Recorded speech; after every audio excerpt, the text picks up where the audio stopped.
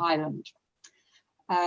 They will highlight their experiences in senior leadership roles and offer perspectives on how the application of the Women, Peace and Security agenda can enhance foreign security and defence policy. 2020 marks the 20th anniversary of the UN Security Council resolution on women, peace and security, and is also the 25th anniversary of the Beijing Declaration and Platform for Action in this regard. So to celebrate these milestones, the panel will discuss how the meaningful participation of women at the decision-making table can shape better policy and operational decisions. This event is part of the Irish Embassy's Visible Women 2020 initiative, which aims at amplifying the women's voice and role in diplomacy, development, entrepreneurship and the arts. And the Embassy in Belgium has organised a significant agenda in this area.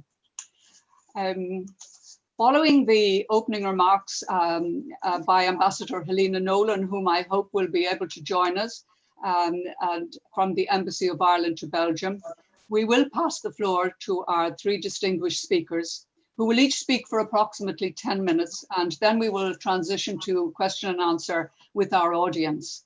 You will be able to join the discussion using the Q&A function on Zoom, which you should see on your screen.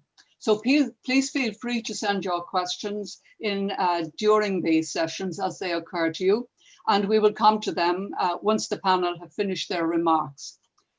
We would appreciate if you could indicate your name and affiliation when you put your question. And I'm happy to say that today's presentation and the question and answer are both on the record. So please feel free to join the discussion on Twitter, also using the handle @IIEA and #VisibleWomen2020. So I will now formally introduce Ambassador Helena Nolan and hand over her to give you the background to the discussion. Helena, the floor is yours. Thank you very much, Mari. We've had a few technical difficulties, so can I just check if you can see and hear me? Yes, we can, and I hope our audience can too. Fantastic, that's great. Thank you so much, Mari. It's lovely to see you and our panelists, and welcome everyone to this event today. The Embassy of Ireland in Belgium and our Partnership for Peace delegation are really pleased to be partnering with the IIEA to host this event on women in leadership. And we're delighted that so many participants have signed up, joining us from Ireland, Belgium and all over the world. One of the benefits, I suppose, of taking events like these online these days. I want to thank everyone who made this possible, including your team at the IIEA and especially Clodagh Quain, whom we know well from her time here in Brussels, and my own colleagues, Elaine Hollowood, Tony Ormsby, and Maruna Burras. And Maruna is an active member of Women in International Security here in Brussels, so a special welcome to all of the wise women who are attending this event and to all of our really good colleagues and partners here in Belgium. Work on gender inclusivity is a horizontal priority for Ireland, as you know, across all of our policies and operations. It's a key element in our approach to our UN Security Council tenure, which will commence in January. It's a priority for our embassy here, for our partnership at NATO, for our defence forces, our peacekeepers, and it's a priority for me personally, and one in which I've been proud to work on in my career, including in my most recent former role as disarmament director. Ireland has really led in bringing a gender perspective to all aspects of disarmament, with the focus both on the gendered impact of weapons and on the need for greater female empowerment in disarmament fora. And this has been a real game changer with innovative results, especially in the area of nuclear disarmament. This year, we all know, is a very important anniversary year, marking 20 years of 1325 and the Beijing conference which preceded it.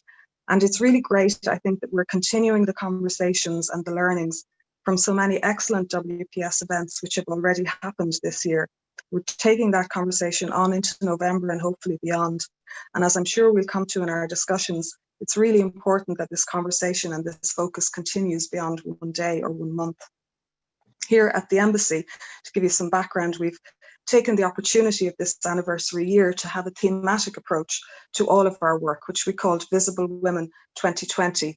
And we've chosen to use the whole year to focus on female role models and to amplify the voices and celebrate the contributions of women.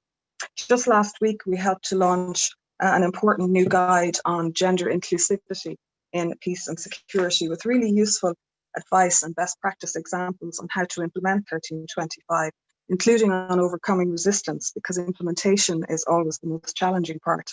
And you can find more details of the guide and a link to watch the event back on our Twitter account. The harrowing experience of COVID this year has really served to further highlight the risks around persistent inequalities and the need for a gender perspective and an inclusive response. So I think our dialogue here today is even more timely and necessary now. At some point, and that day is coming, I'm sure, we'll no longer be talking about the first woman to do X or Y, because this will no longer be an issue or notable. But for as long as we have these firsts, then I do believe it's important we pay attention to them and we celebrate them as achievements, as role models, to enhance our awareness and our learning. And here in my host country, Belgium, for example, we currently have, for the first time, women recently appointed in the new government in the roles of Minister for Foreign Affairs, Minister for Defence, and also the acting head of the Foreign Ministry at present. All very positive and impressive signals of diversity and inclusivity, which is so important for decision making and our work. So to conclude then, we could hardly do better in terms of role models from Ireland on diplomacy, peace and security than the great panel of women leaders we have here today, each of whom are trailblazers in their own careers and as senior leaders in their organisations.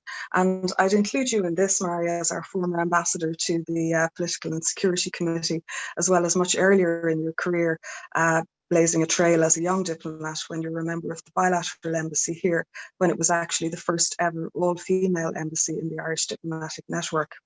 I was very proud to follow in the footsteps of our first woman ambassador here, Mary Tinney, your colleague, almost 40 years later. And we decided to make Ambassador Tinney's achievement more visible here too, by putting some photographs up around the walls and naming our conference room in her honour.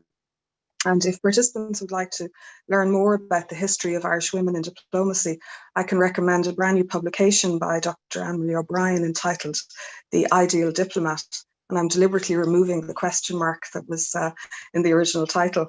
And we'll also be bringing out a special Visible Women newsletter from the Embassy in December, reviewing all of our work on this agenda this year. So I'm especially pleased today that we're going to hear from 3 senior leaders from the Department of Foreign Affairs, the Department of Defence and from the Irish Defence Forces, given the importance of these 3 sets of relationships and the synergies between them, including here in our Partnership for Peace delegation, where we have a very strong focus on the WPS agenda. And given that we now as departments share the same minister for both Foreign Affairs and for Defence for the first time in our history. So I'm delighted to have been able to work with you and our friends in the IIEA to bring together this initiative. Honoured to be sharing the platform with these expert speakers. I'm really looking forward to hearing from them and to the conversation. So I'll hand back to you now, Murray, to introduce the panel. Thank you so much.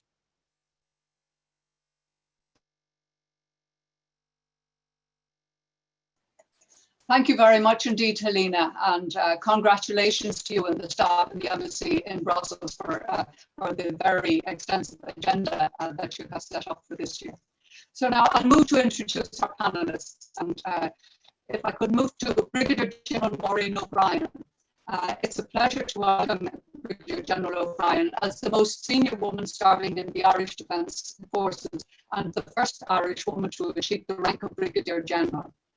She is the Deputy Force Commander of the UN Disengagement Observer Force in the Golan Heights and has extensive overseas experience in Lebanon, Western Sahara, East Timor, Chad and Sarajevo.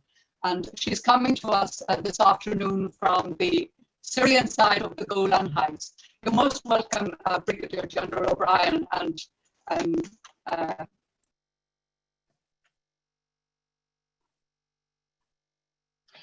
thank you, Barry, and thank you, everybody, Ambassador Nolan and distinguished panelists and ladies and gentlemen. Thank you for that introduction. Yeah, I am speaking to you today from Camp War on the Golan in Syria, where I'm serving as the Deputy Force Commander of UNDOF. And UNDOF, as Mary explained, is the United Nations Disengagement Observer Force. This was established by UN Resolution 350 in 1974 following the Arab-Israeli War, and is mandated to maintain a ceasefire between Israel and Syria. We do this by observation from our 15 UN posts and by patrolling and reporting, as well as conducting dialogue with both parties to the agreement. This afternoon, I want to briefly tell you a little bit about my career in the Defence Forces, and I'll then discuss the impact of UN Resolution 1325 on the UNDOF mission as I see it. And then after that, reflect on the experiences that I have had as a senior leader. I joined the Defence Forces in 1981 into an integrated class of both male and female cadets. The fact that we trained alongside our male colleagues and that within a few years all corps and appointments were open to females is highly significant, and a point I will return to later. I've held many command and staff appointments throughout my 39-year service. On being promoted to Lieutenant Colonel, I became the first officer, female officer, to be appointed as a battalion commander when I was appointed to the 27th Battalion in Dundalk and Gormanston. As a colonel, I was appointed as the Director of Communications and Information Technology branch, responsible for strategic and tactical communications and information systems, including cyber. As Mary mentioned, I have extensive overseas experience. I was in Lebanon 3 times with the UNIFIL mission.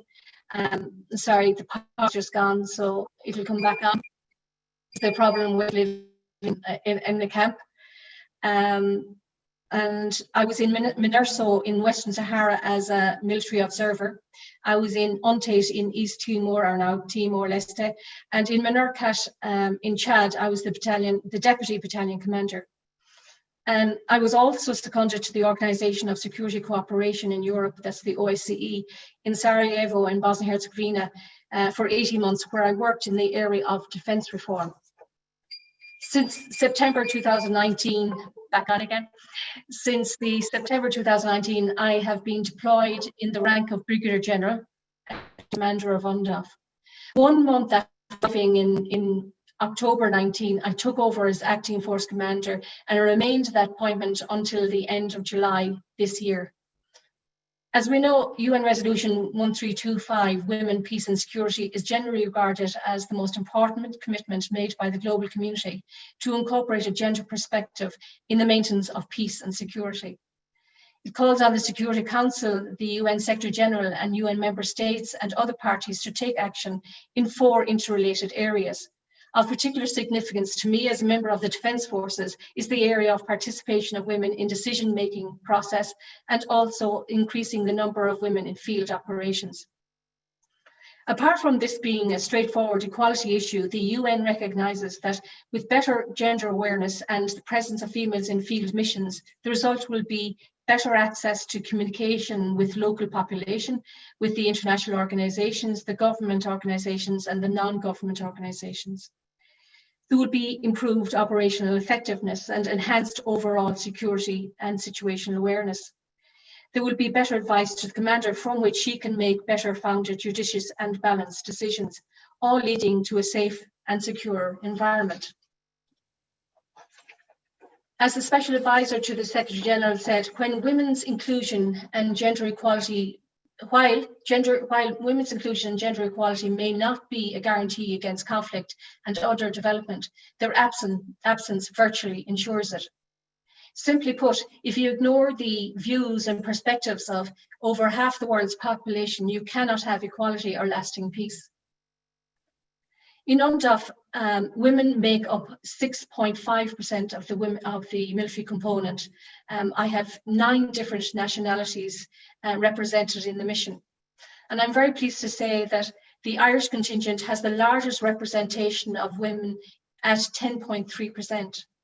This includes platoon commanders, platoon sergeants, MOAG, APC drivers, gunners, and technicians. This is where the integrated training I mentioned before has value. Irish female personnel are not confined to support roles, as females in most other armed forces have been up to quite recently. Indeed, the main reason for the overall low number of female personnel in UNDOF is that the force is largely composed of combat-related capabilities. For some troop contributing countries, these positions are only available to men and are women who have just joined their forces. Most of the other females in UNDAF are employed as medical personnel, translators, and as staff officers in force headquarters.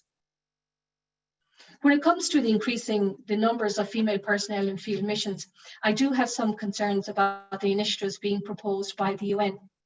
When you review the literature surrounding UN Resolution 1325, it's clear that it almost entirely focuses on women as different from men, both in terms of their particular vulnerabilities they face in situations of armed conflict and in terms of their potential contribution to peacekeeping efforts.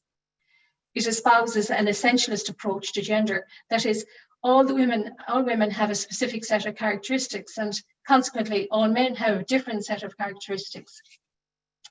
The problem with this essentialist approach is that it can be characterized by exaggerated claims of the unchanging essence of an individual. But if we want to bring peace out of conflict, we are depending on people being able to change. The reality is that people do change and are not one-dimensional. Women and men are far more complex and far more interesting than that. I believe that the essentialist approach to gender and the celebration of women's difference to men can unfortunately be used to stereotype female peacekeepers and potentially discriminate. An example will demonstrate my point. A new initiative from the UN, which is supposed to come into effect in 2021, is the requirement for each battalion to have an engagement platoon.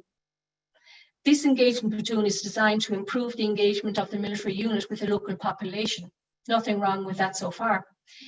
The draft document suggests that the participation of female peacekeepers is an essential factor for the successful engagement with the local population. The platoon must consist of at least 50% women. I have two problems with this initiative. There is an assumption that all female personnel, even without the appropriate training, are suited to this engagement role simply because they are women. This is the essentialist approach again. Secondly, given the low number of females in overseas operations, in order to comply with this requirement, female personnel may be diverted from other important roles which they have been trained for. This approach, however, will well suit the troop contributing countries where female personnel are still restricted to certain non-combatant roles. However, I personally do not believe this initiative will be successful in the Irish Defence Forces, given the range of highly specialised roles being conducted by our female personnel at this time. Of course, just increasing the numbers alone will not ensure equality. The result of adding women and stirring can be mainly cosmetic. UN Resolution 1325 requires us to gender mainstream our policies and our plans, that is, to consider the implications of any planned action on men and women, boys and girls. It's imperative that the processes and policies are inclusive. Those who create policy must hear about the specific experiences of women and men, because according to how we perceive women and men as different, we behave, think and design policies that reflect this point of view. The Defence Force Female Personnel Network has helped in bringing a female voice to the policymakers in the Defence Forces. For example, the network identified a lack of family-friendly appointments in overseas missions in particular ranks. These family-friendly appointments allow personnel to be deployed for 3 months rather than 6 months. But it is when female personnel take up senior leadership roles that there is progress towards inequality of a voice and therefore an ability to contribute and to influence.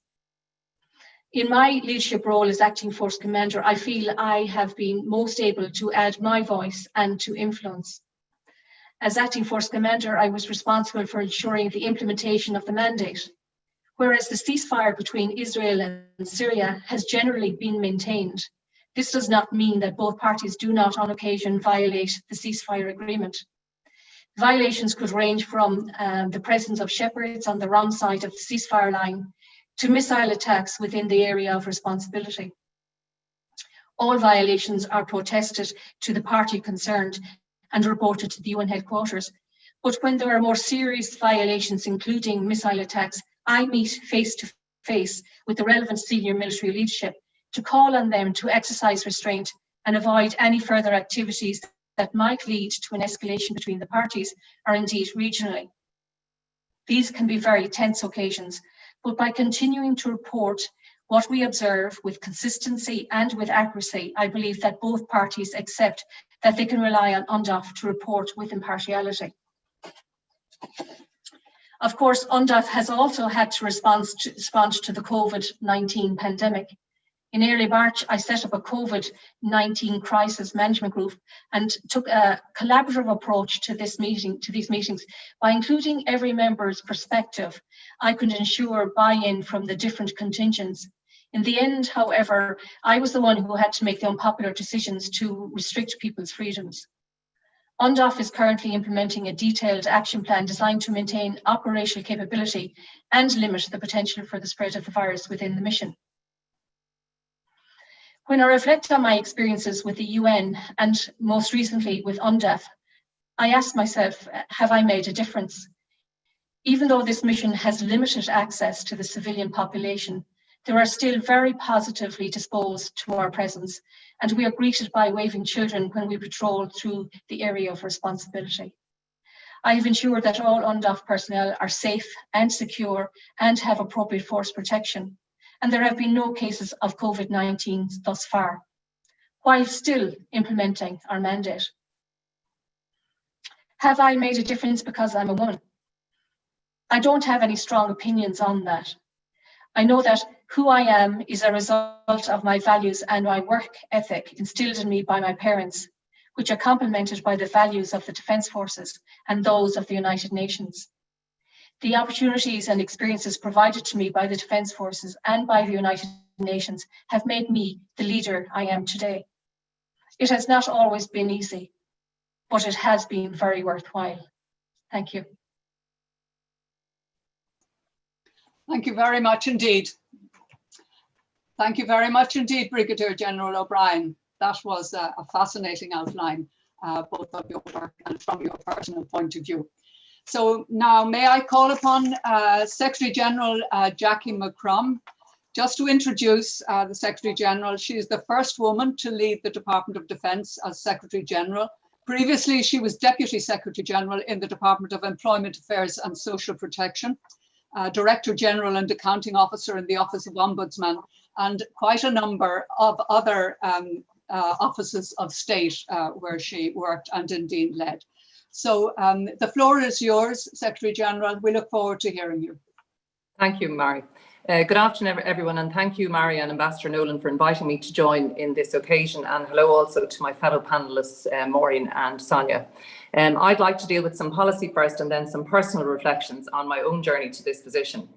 Ireland is a strong supporter of the Women, Peace and Security agenda. This agenda recognises both the particularly adverse effect of conflict on women and girls, as well as their critical role in conflict prevention, peace negotiations, peace building and governance. In June last year, Ireland launched its third National Action Plan for United Nations Security Council Resolution 1325 on women, peace and security, which among other issues identified the promotion of women in peace mediation and negotiations as a priority. 2 years ago, we marked the 20th anniversary of the Good Friday Agreement, the hallmark of the peace process in Northern Ireland, and one in which women played a key role in bringing about sustainable peace. From Ireland's perspective, with our long and well-respected history of participating in peacekeeping missions, we believe that the integration of a gender perspective to achieve gender equality and improve gender balance are not only a matter of principle or policy, but a matter of operational necessity and effectiveness. It is recognised that the presence of women contributes greatly with resolving conflict and connecting with local populations. It broadens the skill sets available within a peacekeeping mission and, importantly, provides role models for women both at home and abroad. Equitable, durable and sustainable peace and reconciliation cannot be built without women at the table. Women's meaningful participation at all levels is the key to sustainable peace, and Maureen very eloquently covered this point in her address. Unfortunately, as the global security landscape has developed over the last number of years, it has regrettably not developed for the better. Women and children continue to be deliberately targeted, and their rights to life, to physical integrity, to protection in displacement continue to be grossly violated. So we need to continue to develop and reinforce our actions. The Defence Force's own Women, Peace and Security Action Plan has commitment to the comprehensive training of peacekeepers on the gendered impacts of conflict and increasing the participation of women in peacekeeping missions. Each overseas deployed unit has a gender focal unit and there is continued training of personnel selected for overseas deployments in order to incorporate a gender perspective into the planning and execution of overseas operations. In terms of participation, a key strategic objective of the Defence Organisation is the examination of women's participation at senior decision-making and leadership levels. Since the first Defence Forces Action Plan in 2011, the percentage of females in middle management and senior ranks has increased from 1.75 to just under 5%. The number of female personnel deployed in overseas operations has increased from 3.5 to 7%. However, the number of females employed in the Defence Forces has made a modest increase from 6% to 7% during that time. We will continue to develop and implement targeted recruitment strategies aimed at increasing the number of women in the Defence Forces. Some of the initiatives include identifying measures to examine retention measures and identifying actual or perceived barriers to progression. Maureen detailed some of the other initiatives, such as the family-friendly policies. In addition, the Defence Forces is continuing to work toward the targets identified in the UN Gender Parity Strategy, whereby 15% women will be expected to be in contingent troops by 2028. A very ambitious target for sure, that presents significant challenges. Within the Department of Defence, as Mari said, I'm the first female Secretary General of Defence in the history of the state, and my colleague Claire Tiernan is the first female member of the current Management Board. The department currently has 40% female representation at management board level, together with 40% female representation at principal officer or senior management level. It's a healthy situation, and whilst good, we cannot be complacent. We need to do more to continue to provide opportunities and encourage females to apply for these higher level appointments and move seamlessly into decision-making and leadership positions. Last month was designated Women, Peace and Security Month by the United Nations. So today I'd like to pay particular tribute to my colleague, Brigadier General Maureen O'Brien, and all of the 40 women of the Irish Defence Forces currently serving overseas across all overseas missions. My female colleagues in both the Department of Defence and the Defence Forces continue to break down barriers and in our own areas deliver first-class public service and represent our country with distinction on the international stage. As Ireland prepares to take her seat as an elected member of the UN Security Council in January 2021, we will work to ensure that we highlight the role of women peace builders. Minister Simon Coveney reminded us in October in a speech that Ireland is firmly committed to advancing women's inclusion in all aspects of peace and security. Notwithstanding these commitments and plans, the world we live in, including our own country, presents significant challenges for females, and I'd like to reflect on a few thoughts. It is widely acknowledged that at times of conflict, women and girls are disproportionately affected through rape and violence. In Ireland and globally, evidence suggests that incidents of domestic abuse have risen since the beginning of the COVID-19 pandemic in March this year. Despite better educational outcomes by women, they do not continue on this trajectory as time moves on and significantly occupy less influential positions than our male counterparts, who remain the principal decision makers in Irish society. This lack of female voices in decision-making and leadership positions means that female experiences are excluded from policies and strategies. Mary Robinson, our previous Irish President and United Nations High Commissioner for Human Rights, said, "It's only when you have a critical mass of women in politics that you get women's issues attacked. We need to ensure that critical mass is developed in all aspects of work." A recent McKinsey report found an irrefutable correlation between gender diversity and greater profitability. We need to move from a situation where gender quotas are deemed necessary or appropriate. Whilst huge progress has been made during my working life to change ingrained practices and attitudes in society, which collectively held back women and girls from achieving their true potential, more needs to be done. However, the landscape is changing. I do believe we have an expanding cohort of leaders, both male and female, who recognise the value of gender equality and its necessity in terms of accessing the most talented workforce you can have. We are getting to a point where it is recognised that gains for women lead to increased opportunities for greater economic prosperity for all, and are not just seen as lost opportunities for men. So moving on then to how did I get here? I started work back in the day in 1982, having completed a secretarial course and got my first job in a leading Irish bank. In 1985, were little or no opportunities in Irish banking due to the severe economic recession. I asked for a transfer and moved to London, bringing with me 2 suitcases. 15 years later, I returned to Ireland on a return transfer with a husband, 2 children and a truck full of stuff. I worked in branches dealing face-to-face with customers daily, in head office positions, and generally moved to new roles or took on change responsibilities every 3 to 5 years. I gained both frontline and leadership experience and filled a number of senior roles both in London and Dublin. In 2013, as Ireland was returning to growth, I requested a salary increase, as I had evidence that other male colleagues had received same. This regrettably was refused. In my anger, I decided that after 31 years I needed to move, and hence I went searching. I applied for and was successful in being appointed to the position of Deputy Financial Services Ombudsman. This was a huge, huge decision for me, to leave an organisation that I had worked with for 31 years, to leave a culture I knew, to go on probation at a lower income, and to become an outsider instead of a lifer. The bank did then offer me a salary increase, but my husband encouraged me to go with my heart. So off I went then on this journey into public and civil service.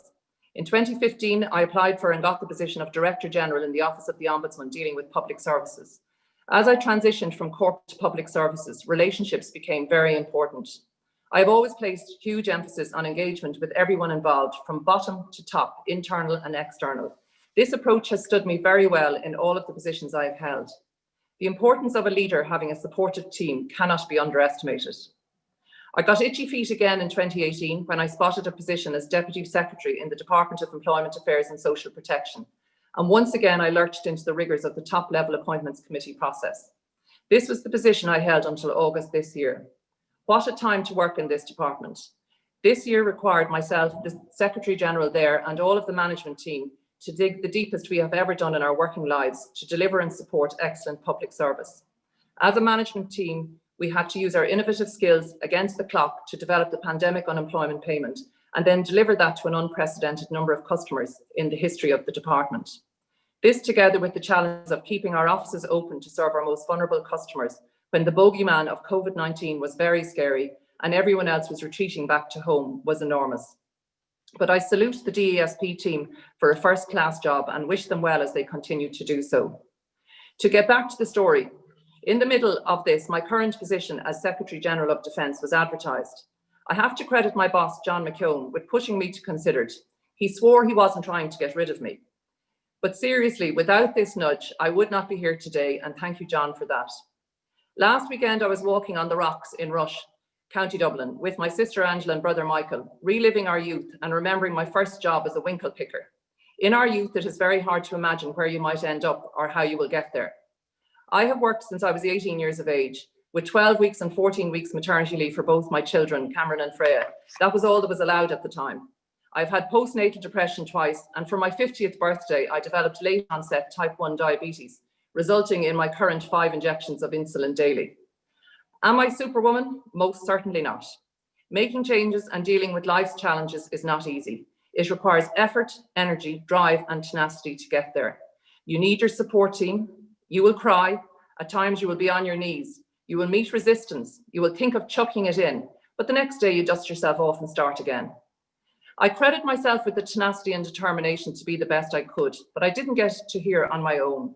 Enormous credit has to go to my husband, Morris, who has provided me with unswerving support and pushed me to achieve my ambitions, in particular that first major move in 2013, and all those other moves over the last number of years. I also credit all of my bosses, my family and friends for their support also. It is funny to think that I started my working career with the title of Secretary in the bank, and hopefully if I pass my probation this year, I will progress towards the latter of my career with the same title but at a different level.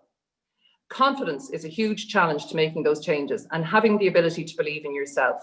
You need to have your key supporters around, whether that be family, friends or colleagues, to give you the nudge and keep you upright. I am so lucky to have had that. So 2 references that I would like to make in summary. One is to the Fearless Girl statue in New York, which is that of a bronze girl who stands with her hands on her hips and chin held high. She is seen as a symbol of female empowerment, and at her feet there is a plaque that reads, "Know the power of women in leadership. She makes a difference." She stands as a beacon showing women, young and old, that no dream is too big and no ceiling is too high. The other reference is to Kamala Harris, the first Vice President-elect in the United States of America. In her victory speech last week, she spoke of possibilities, sending a powerful message of hope and courage to women and young girls worldwide. As she said, while I may be the first woman in this office, I will not be the last. And I think Maureen, Sonia and I can echo those words today. In summary, I am hugely privileged and proud to hold this position as Secretary General of the Department of Defence. I take the responsibility and its impact in all aspects of policy, operations and support of colleagues of all gender. In my term in this office, I'm committing to make a difference by leading and delivering on our objectives in the Defence Organisation. So I'll leave you now with a quote from Winnie the Pooh and Piglet, maybe not a normal one for a business event, but one which has resonance with me. Promise me you will always remember you're braver than you believe and stronger than you seem and smarter than you think.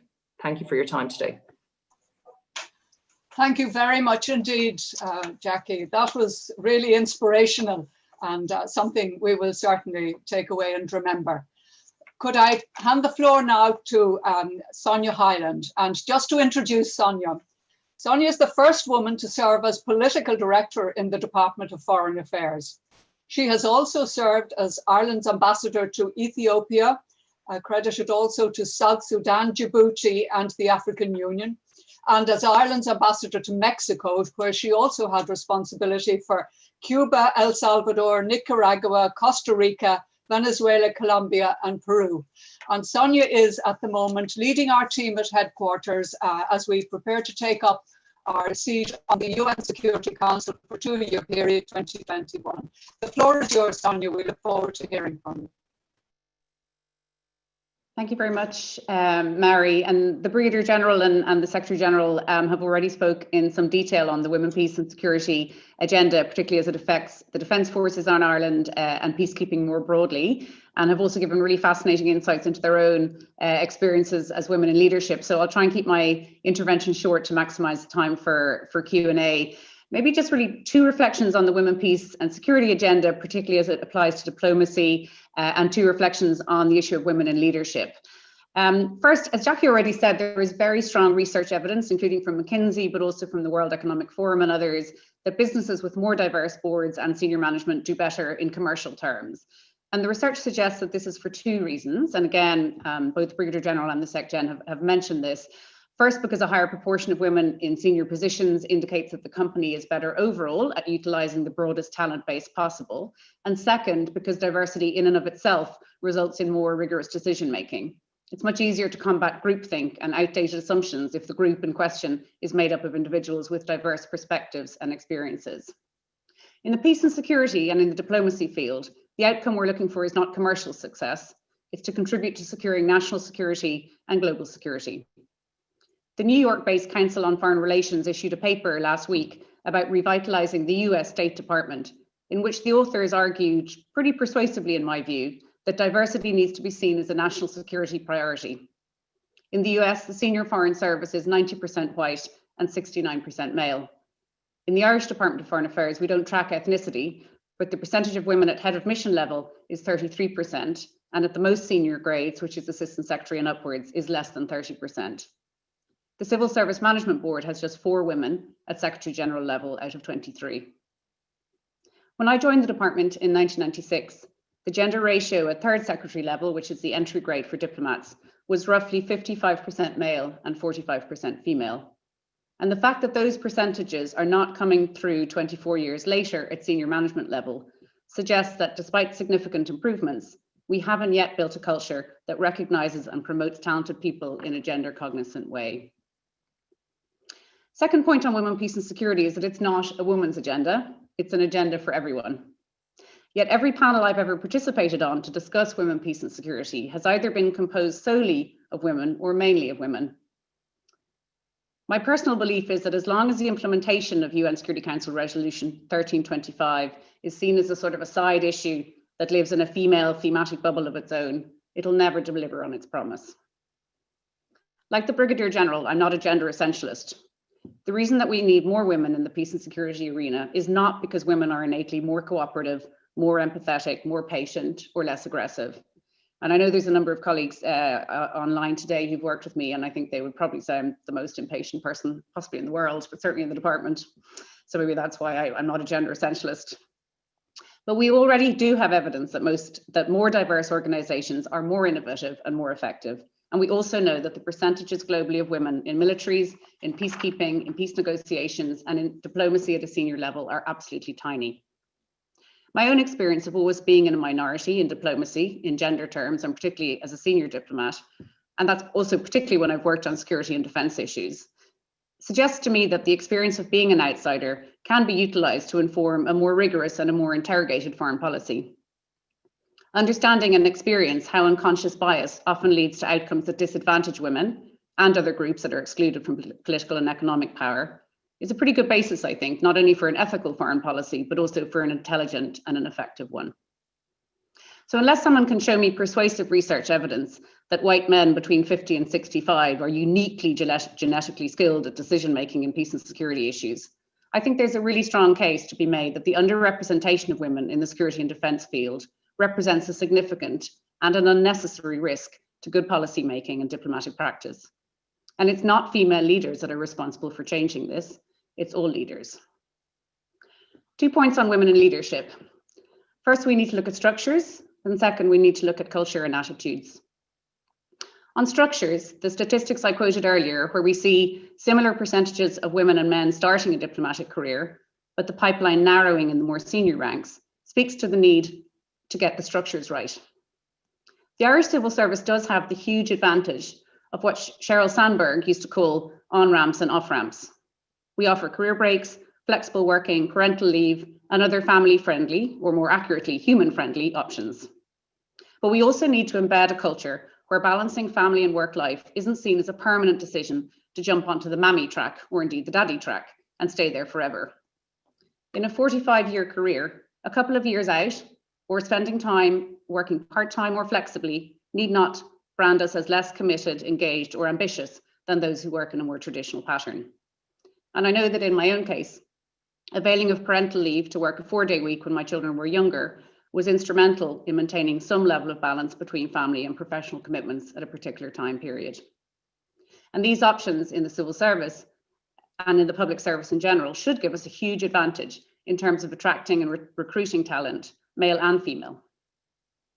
Culture and attitudes matter too. Many women in senior positions are familiar with the experience of being the only woman at a meeting or attending events and listening to manel after manel after manel.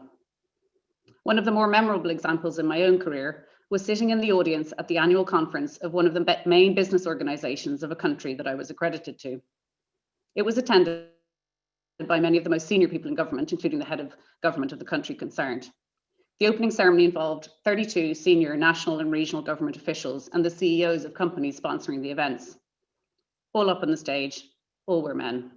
There was one woman on the stage whose job it was to bring the scissors with which the ribbon was cut. And outside there was an expo style area in which the companies attending had their stands, where numerous women were advertising a large meat company by wearing extremely short red dresses with cutout panels just above their cleavage with the slogan, "Your meat," written on them. Now that happened to be the name of the company, but it didn't take a genius to get the double entendre. I'm pretty thick-skinned, but it can be hard not to feel alienated and excluded in that type of environment. Although that type of experience is probably rare enough in Ireland, we still need to look out for more subtle forms of discrimination. One of the things that I've noticed in recent years, as we get nearer to gender parity in senior leadership, is the view that female officers who've just been moved into prestigious jobs, for instance, only got them because they were a woman, or that, for instance, in the civil service promotion panels with equal number of both genders only come about because the interview board was told that they had to put 50% women on the panel. And I think there's something very insidious about the idea that anything other than a small number of women in senior decision-making positions must be a sign of tokenism, rather than evidence that organizations are getting better at removing barriers to women's advancement and identifying talent. And I'm sometimes reminded of the headlines in the UK in 2017, when the then Prime Minister Theresa May undertook a cabinet reshuffle. The Daily Mail and the Times ran respectively with "Massacre of the Middle-Aged Men" and "White Men Booted Out in May's Push for Women and Ethnic Minorities." And this was based on a reshuffle during which the percentage of men in government went from 75% to 70, the number of white government members reduced from 113 to 111, and the average age plummeted from 52 to 51. As the Guardian columnist wrote afterwards, as massacres go, this was one with a curiously high number of survivors. Finally, I just want to go back to a point that I made earlier. The Women, Peace and Security agenda is not only for women. I'd really like to hear more from male champions of this agenda, and I would really urge organizations to look to some of their senior men to lead on this. This is certainly something that we want to try and do during our Security Council term.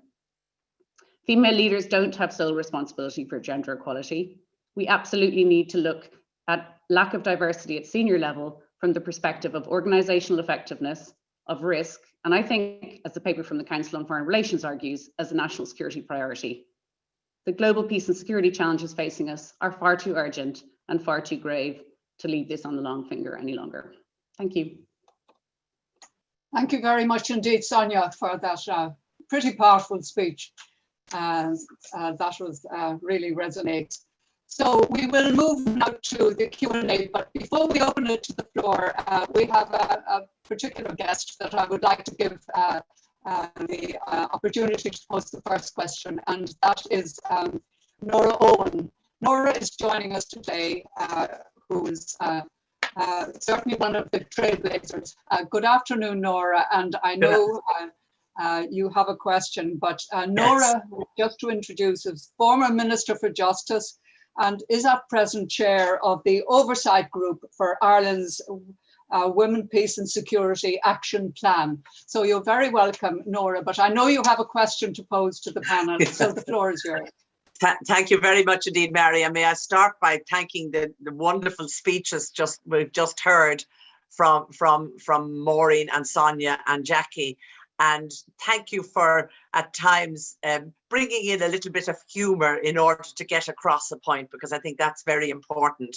And I had great empathy with what a lot was said after 25 years in elected politics. Now, some of you will have already touched on this, but just given the importance of having women peacekeepers in missions, particularly in conflict areas, and perhaps having to deal with the serious gender violence that goes on in camps, etc. What policies need to be implemented to encourage, and just as importantly, to maintain women in the defence forces, to ensure that we do get that balance that all three of you have spoken about? Because I understand the figures are going up, but very slowly. And perhaps Maureen might tell us what other policies need to be implemented, as well as the other two speakers. Thank you very much. So if I could hand the floor to you, Brigadier General O'Brien, to take Nora's question first.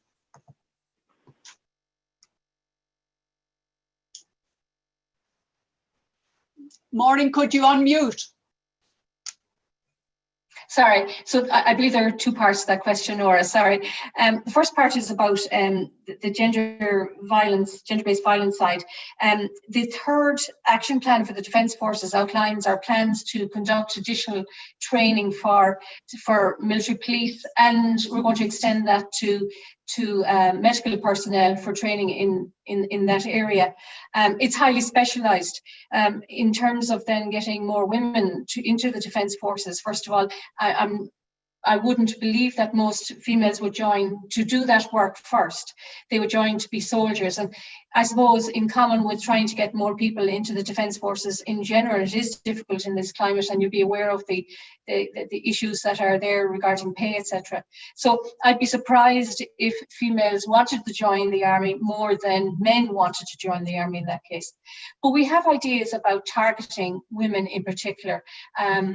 So, like, going back to the fact that there are the career guidance features rarely present to the Defence Forces as being a good job for females.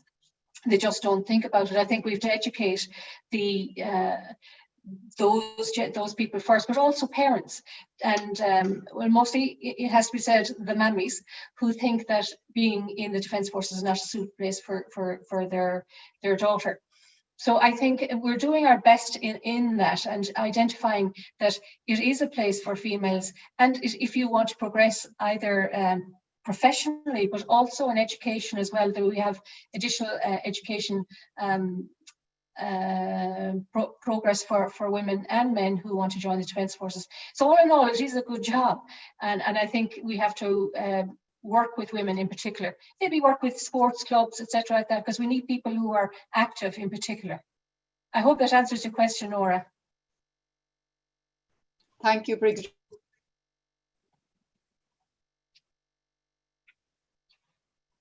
No, Mary, I don't think you're... Mary, you're on mute now. Okay, yeah, sorry. That's the most overused, you're on mute, I think, is the most overused phrase these days. I wonder if Secretary General Macron, Jackie, do you want to add anything? Yes, I mean, I have to say that, you know, in researching for this now, I'll have to admit that I'm on week 13 now in the job. So, and Maureen has been very helpful in giving me some details, and my other colleagues. But, you know, the percentage, the number of females employed in the Defence Forces has really only, the dial has only turned very slowly in the last 9 years, like from 6% to 7%. And that's not without the ambition there to grow that. And I think we need to do some further research, you know, and the, you know, the various, you know, family-friendly policies. The barriers have been looked at, and various other things have been done, but we need to do more, because it is a good job, and you know, in terms of the support that you're given, and you know, the education that you're given, you know, it is very rewarding. Again, to hear the voice of somebody like Maureen, who who is a leader, and you know, to encourage people to do that. I think you're right, Maureen. I talked to one of the officers who was heading off when I went up to Dundalk, when the troops were heading off there a few weeks ago, and one of the female members had said to me that, you know, her family had actively dissuaded her from joining the army for a number of years. So she had gone to university, she had gone into a marketing degree, had worked in that industry for a number of years, and then she just went back to what she wanted to do anyway, which was join the army, and now she was heading off on her first overseas mission. So I look forward to welcoming her back and seeing what has been her experience, and hopefully it's been all good. But you know, the Minister, the Chief of Staff, and myself are very determined to move this dial, and with the help of Maureen and other colleagues, that's what we intend to do. So we will be putting our best foot forward, and hopefully if we're here in another year or two, we might have a different story. Yes. Thank you. Mary, you're on mute again. Yeah, sorry, this isn't working very well. So Sonia, do you want to add anything to that? I won't add anything to that because it's very specific, I think, to the Defence Forces. So I'll come in on other issues. Thank you. Okay. I've had a similar question also from retired Brigadier General Peter Hanlon, and I think I hope that has been answered. We have several more questions here today, and I have one here from the Norwegian Ambassador to Ireland, who thanks you all for your leadership and presentations. And Ireland and Norway will soon join the Security Council together, having both been successful in this competition. And Ambassador Scarrett says, we need to close the gap between the UN Security Council Women, Peace and Security policies and its implementation. How can we ensure that the actors with specific responsibilities for implementation of women, peace, security priorities are being held accountable? Sonia, you might like to deal with that one. Thanks, Mary. Yeah, I mean, I absolutely agree. I think it's key that we don't just have Women, Peace, Security over in a corner and look at it, take it out and look at it every October, which is Women, Peace and Security Month, and have thematic debates and then put it back in the box until the following October. I mean, I think one specific way in terms of the UN Security Council is to make sure that the Women, Peace, Security agenda is properly implemented and mainstreamed into, for instance, the mandates of peacekeeping missions and also the mandates of UN special political missions. So all of the UN peacekeeping operations are mandated by the UN Security Council, and all of the special political missions, so the Secretary General's special envoys, for instance, or special representatives of the Secretary General, those mandates are also approved by the Security Council. So for Ireland, it's really a once in a generation opportunity for us to actually be at the Council table and be part of the approval process, the negotiation and the approval process of those mandates. And I think this, to me, is one of the ways that we can really make sure that there's proper implementation and hold leaders to account by making sure that the Women, Peace and Security agenda is properly implemented into peacekeeping mandates and properly implemented into the mandates or the terms of reference for all of the UN Secretary General's special envoys and special representatives who are managing political missions across the world. There's also an expert working group under the UN Security Council, which deals with women, peace and security issues. And one of the things that we would like to see and contribute to is make sure that that working group, again, is holding to account, is calling the heads of peacekeeping missions, the heads of special political missions into that group to talk about how they are implementing and the extent to which they're implementing the women, peace and security part of their mandate, and to make sure that that's done 4, 6, 8 weeks out before the mandate is renewed, so that we get proper in-time information and intelligence and are able to hold to account the people who are leading the missions and judge the extent to which they are adequately implementing it, but also the extent to which their mandate gives them the mandate to do so, and whether the language in the mandate and the tasking in the mandate is correct in terms of what women, peace and security agenda elements have to be implemented, so that when we go to negotiate the mandate or to be part of the negotiations for the mandate, we've heard directly from the leaders in the field as to whether those mandates are sufficient and also whether they're implementing those mandates.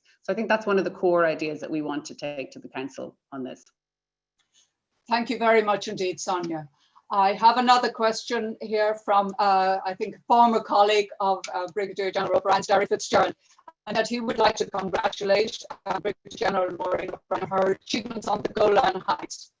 And he says, has gender engagement been challenging when you face different nationalities and different cultures within the UN force, the local population and the military forces involved? What would you like to see improve most of all? Thank you, and thank you to the question. I have found actually that engagement, when I came over here first, you know, I was thinking I'm going to have to engage with the senior Brigadier General in the Syrian Armed Forces and also a senior Brigadier General in the Israeli forces. And I wondered about how that would work, especially in the Syrian force. But I have to say, I've been accepted because of the appointment I hold and the rank I hold. And also when they figure out that you're not just a token woman, that you actually are the person who's doing the job. I think they're very conscious that they have to work together. They also have to work because they have to work with me, because ultimately I write reports to UN headquarters that are then part of the Secretary General's reports. So it is important that we have a connection between each other. So in terms of different cultures, I haven't had a problem to date. I'm very conscious, of course, in this mission because we have 9 different nationalities, all with different cultures.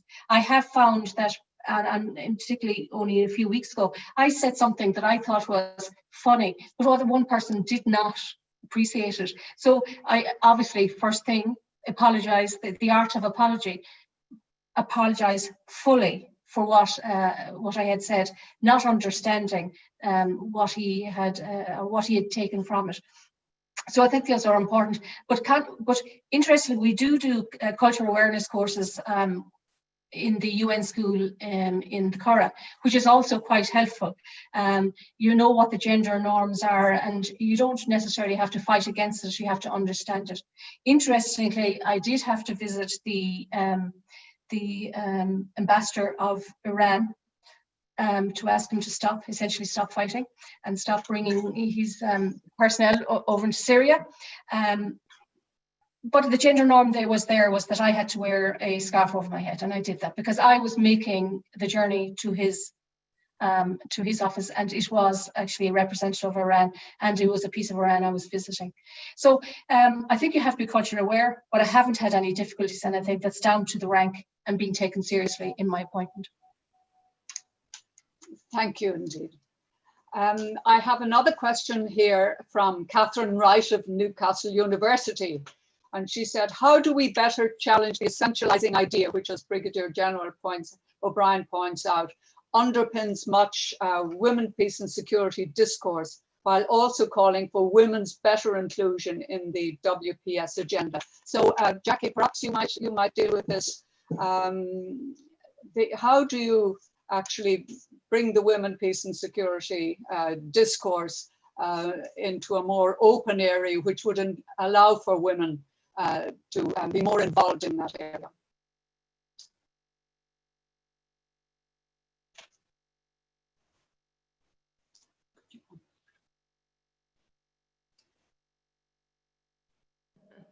Sorry, apologies.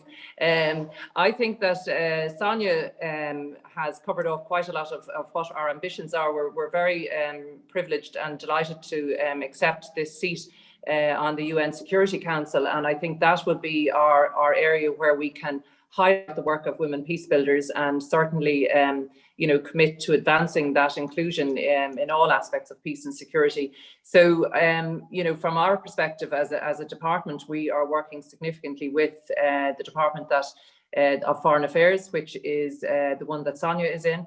We actually share a minister, which is unusual in that for the first time ever we share a minister in both of the departments. But I think that will serve actually to you know, to develop a cohesive approach and a strategy towards you know, improving the discourse on this very important subject. Thank you very much indeed, Jackie. I have a question also now from the Ambassador Adrian Palm, the Ambassador of the Netherlands. And he makes an interesting point, which I think either Sonia or Brigadier General O'Brien could deal with. He said that the situation of women in peace and security is improving in the EU, but elsewhere in the world, we hardly see any progress. And not only as far as boots on the ground are concerned, but also, for example, in peace negotiations. So we ask, what can we do to improve that? And are there best practices we can put forward towards countries involved in conflict? Perhaps Brigadier General O'Brien, and then maybe Jackie, or maybe Sonia, you have could add to that. Brigadier O'Brien. Mary, unfortunately, I wouldn't have much experience in peace negotiations in that regard. Sorry, I don't know enough about that to have an opinion, I'm afraid. Right. Okay. Well, Sonia, do you have any point of view to put forward on why women elsewhere are not doing so well?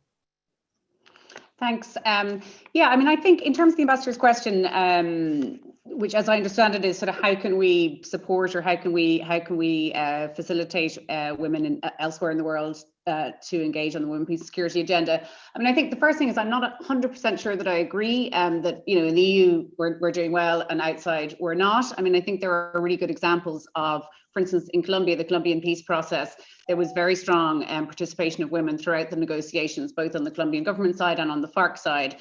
And actually it was the first peace process in the world and the first peace negotiation in the world and the first peace agreement in the world that had what was called a gender table or a subgroup on gender from the very, very beginning. And actually, if you read the Colombian peace agreement, it's incredibly well suffused through with a gender lens, as well also as a lens on issues like ethnicity as well, which is a huge issue in the Colombian conflict.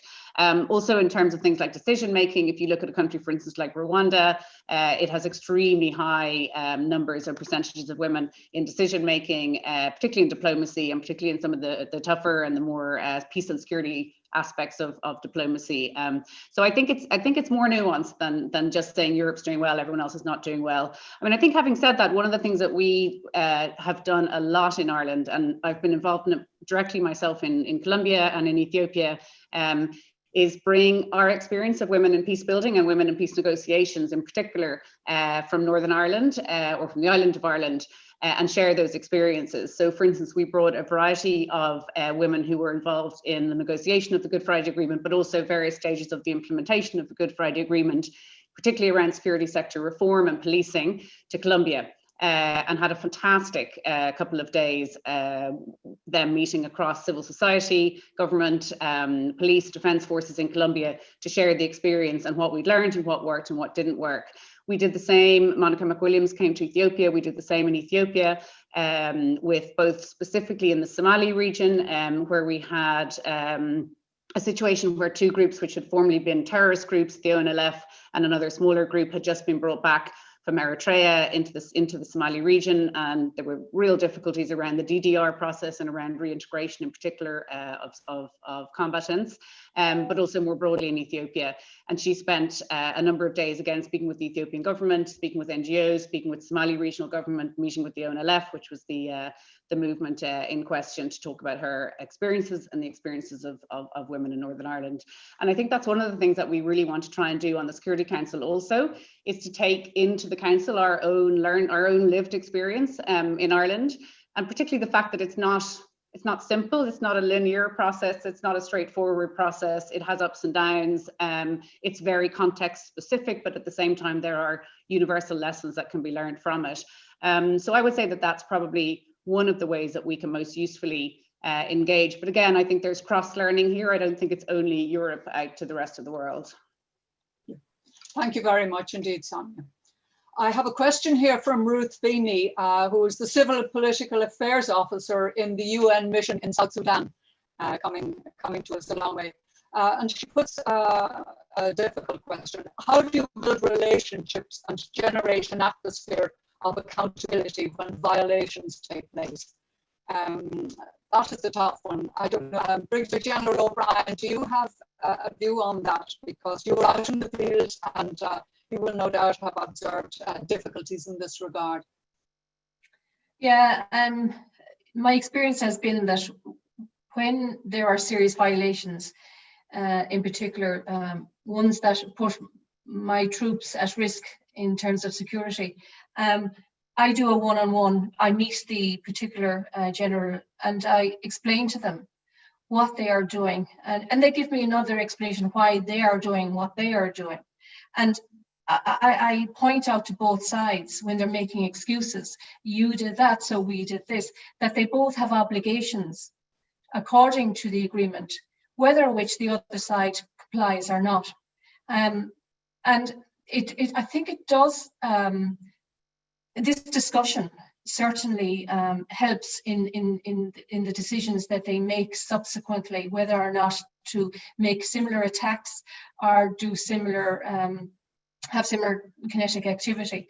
I think they think twice, but not always, because in one of the parties that are involved, the decision to do to attack or or something like that is made at a very low level, not at a high level.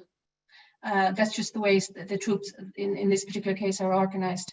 But generally, I find continuing to talk about the effect and their responsibilities, and they understand that I bring this forward again. Unfortunately, UNDOF doesn't have a political pillar, so it's my responsibility to bring these to the attention of UN headquarters, and also twice a year we talk to all the ambassadors involved, so they're aware of what's going on and can bring this to the attention and work with the parties in UN headquarters as well. Thank you very much indeed. Thank you, Maureen. I have another question here on the question of training, and I want to put this to Jackie, Secretary General Jackie. We have a peacekeeping training school in the Curragh. Jackie, do you feel that there's an opening there that we could have a cadre of women from other countries, which we do have in that school, that we could train women peacekeepers? And is there an opening for that kind of training? Thank you, Mary. I think there are, we do have significant ambitions for that school, and I'm sorry to say that I got down to the Curragh once to talk to the staff and command course just once in the last 12 or 13 weeks, but I haven't explored all of it. But certainly there is a wonderful, wonderful resource there, and it's only hampered by our ability to just get to that point and to deliver it. But I do think that there is a huge option for us to utilise that resource in a more effective way. And perhaps, you know, certainly during this time when we can't be sharing and meeting as often as we should do, that it's probably a time that we will look to plan and operationalise that. But no, I do agree, it's a great resource, and you know, the Defence Forces are always very keen to share their experiences, their learning, and you know, showcase to people that would like to use it. Thank you very much indeed. I think it really is a potential resource for the future. Yeah. Can I come in there just very briefly, Mary, just because it's something that just in the last 2 or 3 years, the Department of Foreign Affairs and the Department of Defence and the Defence Forces have worked together actually on this a little bit. We've provided some funding for troops from various different countries all around the world, a lot of, particularly from African partners, to come to do the training at UNSI, some around women, peace and security, some around a whole range of other issues, protection of civilians, and a whole range of other issues that are absolutely key for peacekeeping peacekeeping, but don't necessarily get integrated into training modules in other parts of the world, but which we're, I think, particularly good at. So hopefully we can, as Jackie said, continue to work on that, because I think it's something for both departments actually to focus on, and it's an incredibly valuable tool, and an incredibly valuable tool to share with militaries from across the world. Yes, I think so, and that has been the case, that you had quite a number of military. So I'm afraid time is moving on. We still have a lot of questions, but I have just time for one more, and it's quite a provocative one. It's from Aoife Yarul, and it's saying there's a growing trend towards a feminist foreign policy, including in a number of arms exporting states. In Europe, I presume Aoife is referring to, and should Ireland adopt a feminist foreign policy? I'll give you that, Sonia, as well, to wrap up. Thank you. Good question. I mean, I think certainly we do have already, but we can certainly improve on, and we are improving on, but we should be improving on more quickly. A foreign policy, I think, that takes a gender lens, mainly in the development sphere, but as Helena mentioned, for instance, in the disarmament sphere, Helena herself as disarmament director did really extraordinary work on that. And in the peace and security sphere, we've got a strong focus on women, peace and security. So I think across most of our foreign policy priorities, we have integrated gender and gender issues pretty well. I suppose what I don't know is what's the difference between that and a feminist foreign policy. And that's not trying to avoid the question. It's actually a genuine issue. One thing I would say is that we had just recently, we have done what we call the foreign policy startup, and basically anybody from the department at any level, locally employed staff or core staff of the department employed by HQ, were allowed to put in ideas for innovative ideas around foreign policy. The one that was chosen had nothing to do with gender, but the one that came runner-up was, should Ireland adopt a feminist foreign policy? Oh, and the person who put that in, we decided that although it didn't actually win the competition, we were going to try and work with the colleague who put that in to try and work through what might that mean and what might that look like. She's currently, ironically, in a posting which is in the middle of a particularly awful peace and security issue at the moment, mid-conflict. So she's probably focusing on that at the moment rather than the feminist foreign policy part. But hopefully in the next couple of months, we'll be able to work with her to work through what that might look like. Yeah.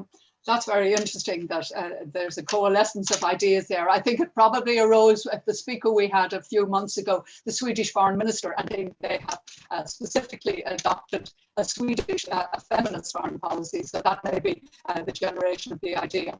I'm afraid time has run out. I must apologise to all those people whose questions I didn't get around to. There were some interesting ones, but could I take the chance to thank you, the panelists in particular, most sincerely, Brigadier General Maureen O'Brien and Secretary General Jackie McCrum and Sonia Hyland. And also particular thanks to Helena Nolan, who generated the idea. But we wish you all well, Maureen, in the Golan Heights, and Jackie in starting off on this new adventure. You've had plenty so far, so I'm sure this will be as exciting as ever. And of course, Sonia, as you take on the 1st of January, the Security Council.